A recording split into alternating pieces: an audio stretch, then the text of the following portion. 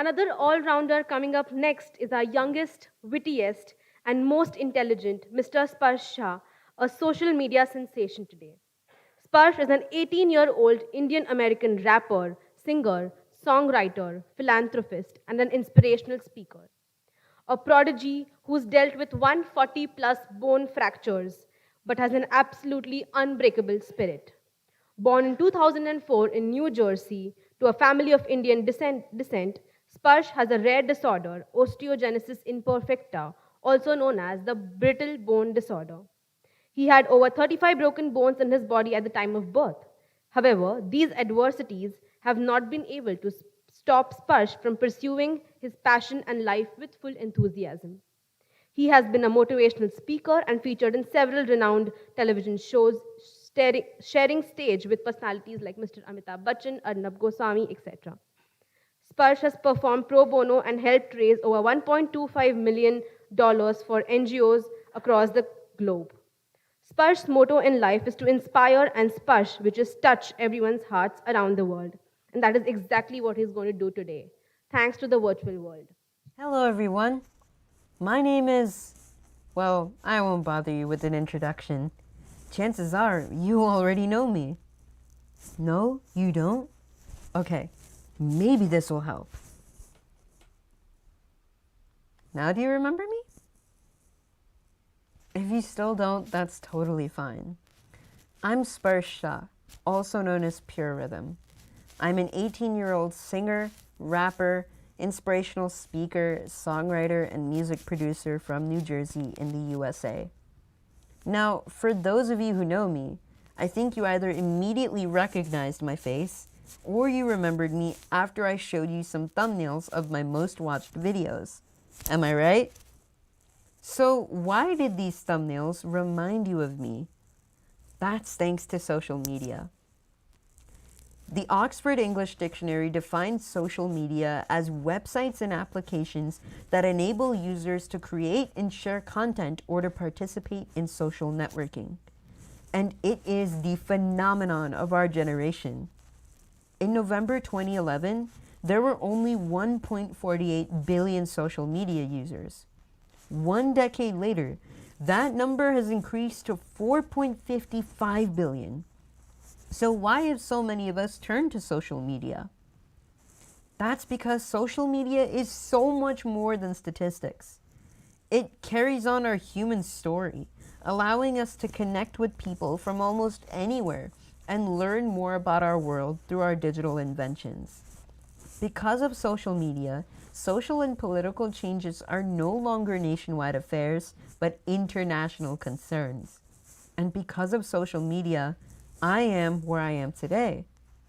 If I was born even 50 years ago, I wouldn't have become as popular as I am now. So for me, the fact that I've even gotten to this point is proof enough of social media's power. But I didn't get here without a plan. Anyone's content can go viral if it satisfies consumer desires. But how do you keep influencing people positively through social media? For that, you need purpose, insight, strategy, self-worth, compassion, and adaptability. And today, I'll show you how I've employed these traits as a content creator. Step 1, know your purpose. We've been spending a lot of time on social media nowadays. This year, we've spent 2.5 hours on it every day. But that's partly because social media is designed to engage us for as long as possible. And this means it can be very distracting sometimes. So if we want to make the most of social media, we must know our purpose for using it. But how many of us are actually aware of why we use social media? Probably just a few of us. That's why I believe content creators are powerful role models of purposeful social media use. Take nonprofits, which have ignited some of history's biggest campaigns through social media. All these organizations had specific visions they wanted to fulfill through their social media platforms. And I had a vision too. I first entered social media by joining YouTube on December 26, 2010. I was only 7, YouTube was only 5, but we both had purposes. YouTube wanted to share the human experience by giving people a place to post videos online. I wanted to share my talents with the world, and I knew that social media was the best platform to do that.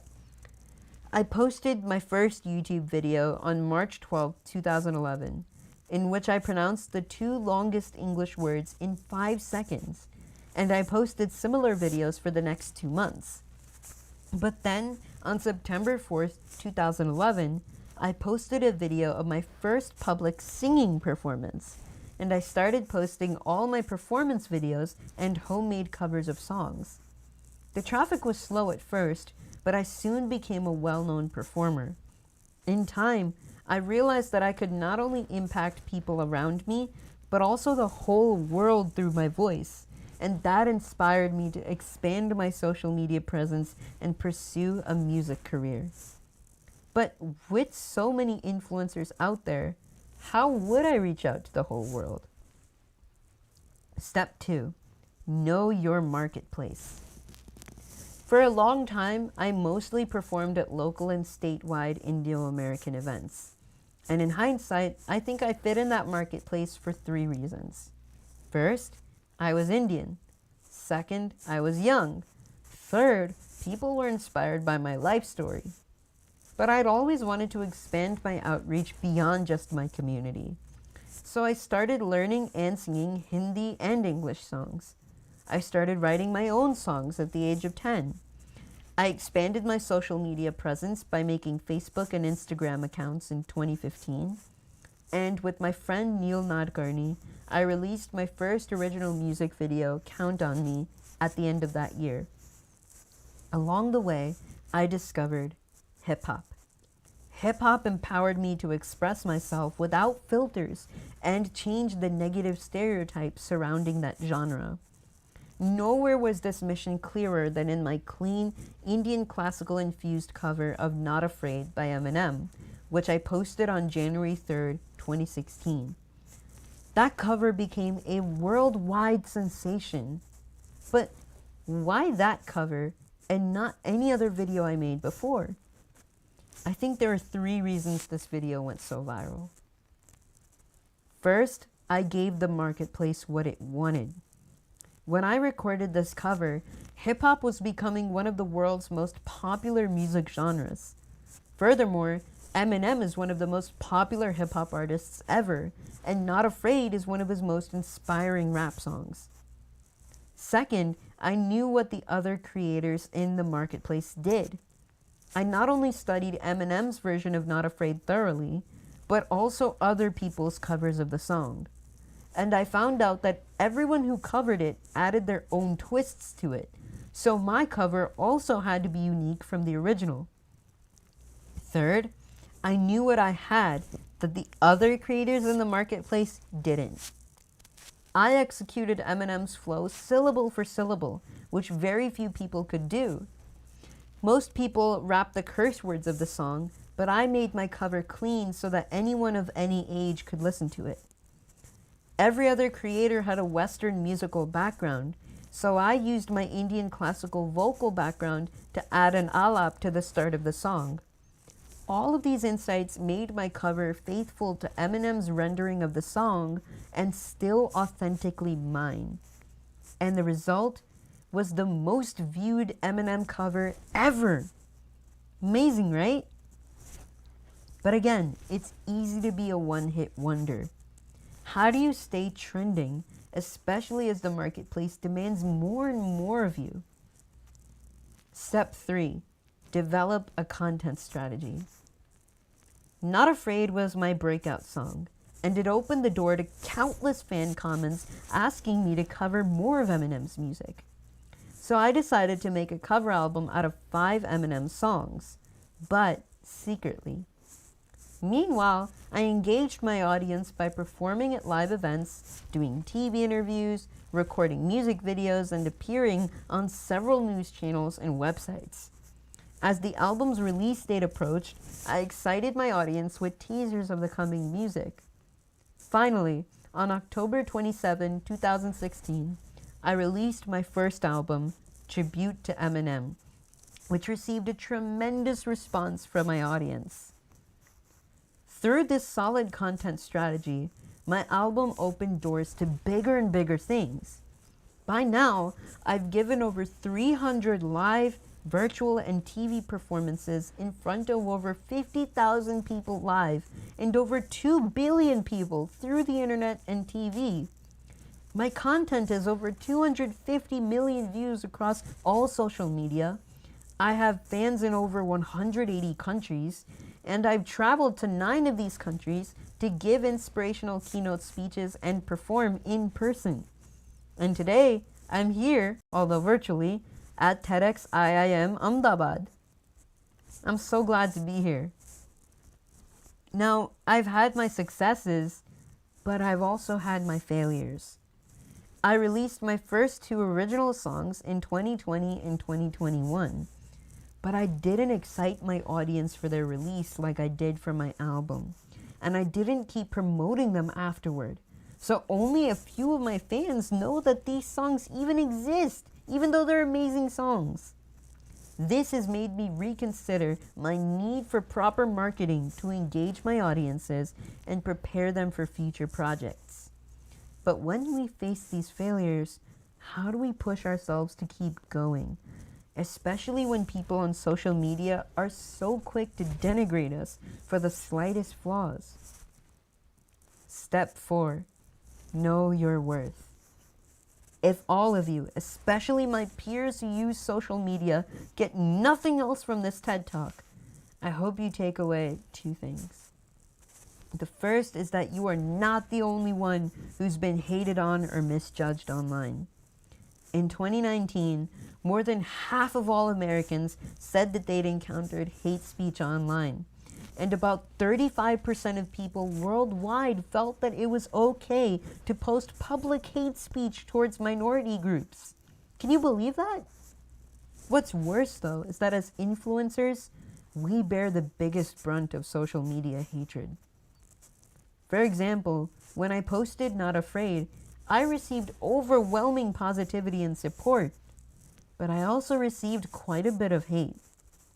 Some people complained that I had no singing skills. Some misunderstood my Indian classical intro and called me a terrorist. Some thought my gestures and pronunciation were weird. Some felt my cover was a disgrace to the original song. Some just couldn't understand why I used my iPad piano when I had pianos all around me. And many hated on me because of my disability. The second thing I hope you take away from this TEDx talk is this. You are beautiful. It doesn't matter who you are. You were made beautiful. Maybe you've heard that a million times. Maybe you're hearing this for the first time. But I'm telling you this as a person who's probably physically weaker than you. I say this as a person who's struggled with body image and mental health and social connection with peers. Your beauty is so much more than your appearance. It also lies in your heart. And that's worth so much more than likes, comments, follows, or a seat at the popular people's table. So why fit in when you were born to sit out? Why worry about what you don't have when you can rock the world with what you do have? So I've never replied to a single hate comment on my social media, even though sometimes I want to. And the truth is, I'm grateful for all my haters. They've reminded me that it's okay not to please everyone, because you can't. But here's the amazing thing. I stepped back and my fans started combating the hate themselves.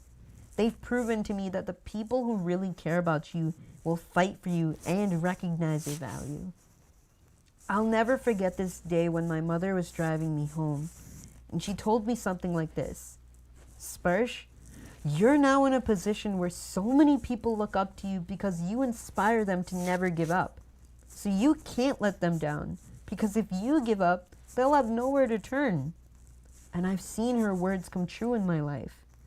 I've gotten messages almost every day on my social media from people who've chosen not to commit suicide, who've chosen to fight severe illnesses, who've chosen to give up addictions, because I inspired them. And I'm so grateful for all my supporters because they're the reason I know everything I do is worth it.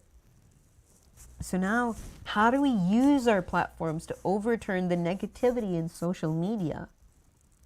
Step 5, spread love. In these times, Dr. Martin Luther King Jr.'s words make so much sense to me. Hate cannot drive out hate. Only love can do that. I know it's easy to bite back at people who hate on us or other social media users, but why let hate breed hate within us when we can have bigger hearts and respond with kindness? We can go much further though. Love isn't just an action or response, it's a lifestyle. We as influencers and businesses can continually choose to use our influence and brands to make the world better than we found it. And when we do that, our followers and customers will notice that and support us with chain reactions of service. I've been blessed to lend my voice and social media presence to amazing initiatives for social good, like elevating the differently abled and giving them aid during this pandemic, organizing a global art contest on the theme of disability, creating awareness against smoking and vaping, and many more initiatives. Through live-streamed online events, we've raised over 400,000 US dollars to help the less fortunate in the last 2 years. Can you believe that? But I can only do so much. I think social media's greatest power is making no one feel like they have to change the world alone. We don't need big followings to leave digital footprints of compassion. For example, we can publicly thank our friends and family on their birthdays. We can spread awareness about world issues or worthy causes to our followers, no matter how little of followers we have. We can reach out to people we've lost touch with and check in on them. We can offer forgiveness to those who have wronged us and seek forgiveness from those we have wronged. Social media can not just create and strengthen relationships, but also restore them. But how do we maintain relationships and influence in a digital world full of uncertainty? Step 6, always evolve. We can all conjecture about how social media will adapt to society in the next decade. Personally, I see a new decade of social media where people will use virtual and augmented reality to meet each other and attend global events from anywhere in a more intimate way than ever. I also predict that AI programmers will have to decide whether artificially intelligent algorithms will continue perpetuating the negativity of social media content bubbles, or instead actively unite diverse communities. That said, no one knows what the future holds. So we, the influencers, followers, businesses, nonprofits, and all other users must be prepared to adapt our visions and content to the realities of tomorrow. As a musician, I believe the best art evolves with its artists. And I think social media is an ever-evolving canvas on which we, the people, can master the art of human connection in a digitized society.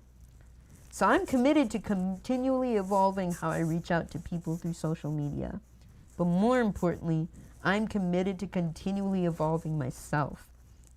After all, social media is just a platform. We are the artists, and any platform can only reflect the art made upon it. I'm convinced that when we use our social media presence with purpose, insight, strategy, self-worth, compassion, and adaptability, we'll leave an impact that far transcends the YouTube video, the Facebook and Instagram post, the tweet, the snap, and the TikTok. We will become the change we want to see in the world. Thank you so much.